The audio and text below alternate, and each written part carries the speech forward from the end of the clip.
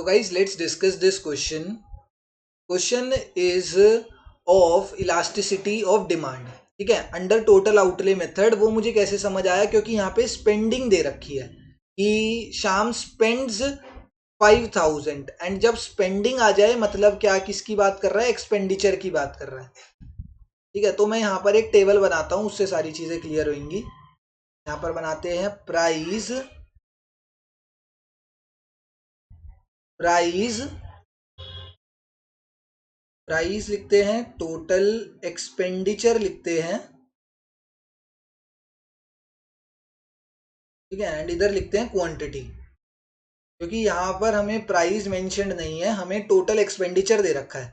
First case जो है, first case में total expenditure is 5000 and quantity is 25. तुम्हारे सामने है, देखो. श्याम स्पेंड्स 5000, मतलब स्पेंड का मतलब उसका खर्चा, एक्सपेंडिचर.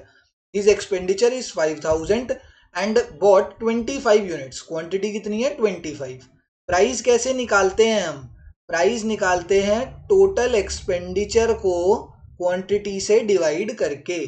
टोटल एक्सपेंडिचर को जब क्वांटिटी से डिवाइड करेंगे तब प्राइस निकल के आएगा. तो टोटल एक्सपेंडिचर ये है, क्वांटिटी ये है, इसको डिवाइड करो तो ये तुम्हारा निकल के आएगा 200. तो प्राइस कितना आ गया, 200.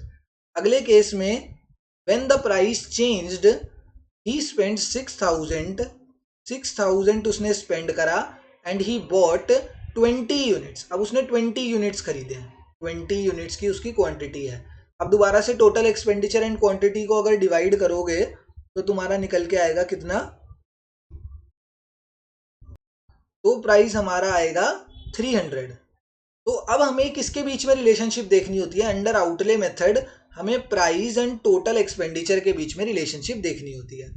यहाँ पर प्राइस क्या हो रहा है, price is increasing, price increase हो रहा है. एंड ये जो एक्सपेंडिचर है, total expenditure, that is also increasing. मतलब यहां पर क्या है, there is a direct relationship, there is a direct relationship between price and total expenditure.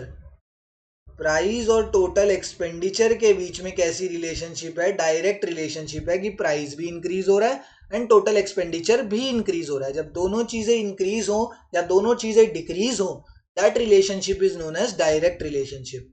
And यहाँ पर टोटल एक्सपेंडिचर एंड प्राइस के बीच में डायरेक्ट रिलेशनशिप देखने को मिल रहा है. दैट्स वाई ये डिमांड कौन सी होगी, this demand is termed as inelastic demand. मतलब इसकी elasticity of demand will be less than 1.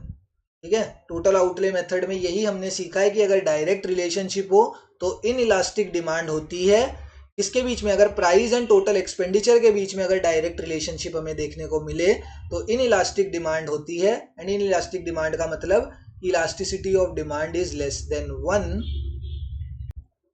That's why option number 1 is the correct answer to this question. Q.